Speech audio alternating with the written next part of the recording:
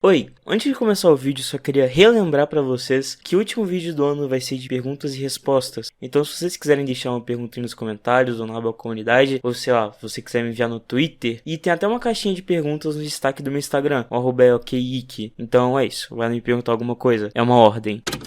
Com a criação da trend de icebergs, um tema ficou extremamente popular, tanto no Brasil quanto nos Estados Unidos, que é a Lost Media, que é um assunto bem interessante e ele se baseia em tentar achar mídia, seja filme, vídeos ou músicas e por aí vai. E essa comunidade é estranhamente engajada nesse assunto e por diversas vezes se empenham muito até achar o que foi perdido. Mas no meio disso tudo tem um tópico que é pouquíssimo abordado, tanto lá fora quanto aqui no Brasil, que são as Lost Medias falsas. O nome já é extremamente autoexplicativo e já vai o aviso que esse vídeo é meio pesado, então E a maioria dos tópicos que eu vou abordar aqui eu peguei de um iceberg que eu vi no Reddit, que se eu não me engano foi feito pelo Semideus, que é aquele cara que faz uns vídeos de iceberg. Na descrição vai estar o canal dele e a chart original. Enfim, esse tipo de mídia falsa pode acabar existindo ou se tornando muito popular por diversos motivos, que daqui a pouco eu vou abordar mais. E o principal que eu poderia falar é o entusiasmo das pessoas em querer acreditar nessas histórias. E não tem um exemplo melhor e uma melhor história para eu começar esse vídeo do que falando de Go for a Punch.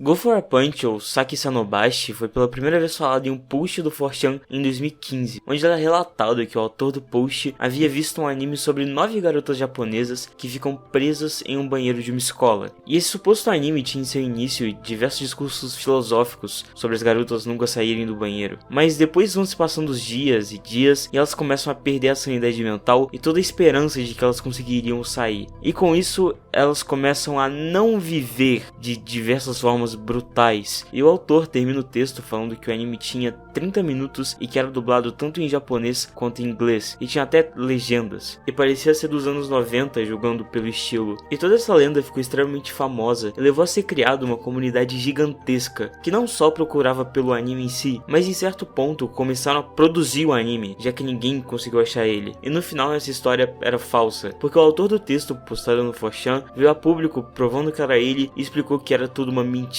e que todo o post dele era respondendo uma thread que perguntava qual era a coisa mais aterrorizante que eles já viram na Deep Web. E ele resolveu fazer uma pequena brincadeirinha, porque nunca pode esperar algo sério vindo do 4chan. E com o passar do tempo, o autor original esqueceu que ele tinha feito isso, e só foi descobrir anos depois, quando o Go for a Punch foi mencionado em um canal que ele gostava. Enfim, não tem provas totalmente concretas que esse cara tenha sido o autor original, mas é bem provável que, mesmo que ele não fosse, algo assim deve ter acontecido. E depois disso, basicamente toda a comunidade de Saki Sanobashi foi pro ralo, e o subreddit, que até um tempo era sério, basicamente virou puramente shitpost. Deus me perdoe, mas eu vou ter que falar de FNAF de novo. E provavelmente não vai ser a última vez. Indo direto pro assunto, um tempo depois do lançamento do trailer do primeiro FNAF, alguém com o nome de Walmit comentou no vídeo perguntando sobre um outro trailer de FNAF, como se tivesse outro, fora esse que já tinha sido lançado. E a primeiro momento só foi um comentário no meio de centenas, mas anos depois um redditor conseguiu contatar o Walmit e perguntou sobre esse suposto outro trailer. E ele respondeu que o trailer em questão não estava no canal do Scott, mas sim em outro lugar. E logo depois falou que o trailer era bem mais macabro e tinha um endoesqueleto que não foi para a versão final do trailer. Ele também disse que lembrou de certos youtubers e streamers também comentando sobre esse mesmo trailer, e obviamente isso deixou as pessoas com diversas dúvidas e começaram a procurar muito esse misterioso trailer, até que um tempo depois conseguiram achar o link pro Google Plus do Scott, onde poderíamos ver 3 vídeos deletados. 2 deles, depois de um certo tempo, foram postados novamente no canal dele, mas havia o terceiro, que só se chamava Five Nights, que foi deletado e não dava pra ver. Então por causa disso as pessoas acharam que esse era o tal trailer perdido, mas depois de muito tempo o Walmit postou no Twitter falando que na verdade não existia um trailer secreto, porque na época do comentário ele tava falando do próprio trailer mesmo, só que não falando do vídeo e sim da thumbnail dele, onde havia um endoesqueleto normal, e acabou confundindo os dois. Mas mesmo assim existe ainda um certo mistério de todo esse vídeo do Five Nights e do que pode ter nele.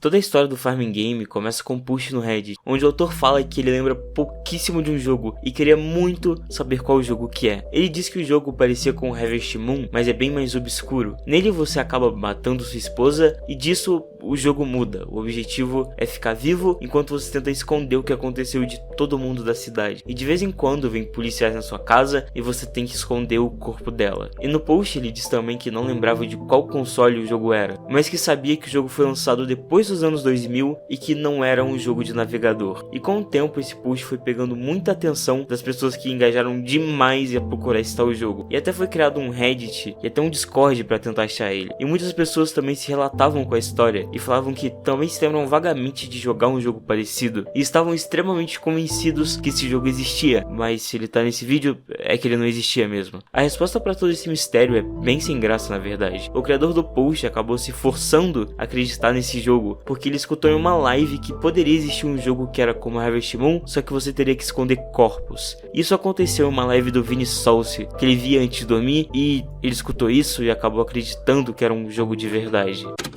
Polybius é uma lenda extremamente conhecida e basicamente virou um ícone, e esse jogo foi supostamente lançado em 1980, e era um jogo de arcade que diversas pessoas relatam ter ficado com dores de cabeça, amnésia e entre outros. Também era dito que às vezes homens vestidos de preto iam nessas máquinas para pegar dados delas, e um mês após a existência dos arcades, do nada eles sumiram, e era teorizado que tudo isso era um experimento da CIA. Nada disso se passa de uma lenda ou creepypasta, e até a origem disso é estranha. Muitas pessoas dizem que é só uma lenda, ou que era novamente outra brincadeirinha, ou que tudo isso foi confundido com um jogo parecido chamado Tempest, que teve os mesmos efeitos nas pessoas, dando dor de cabeça e etc. E chega até a ser interessante como esse jogo ficou extremamente famoso por tanto tempo e como engajadas as pessoas foram para tentar descobrir essa mentira. Mas enfim, isso é um papo muito longo e é melhor deixar para outra hora.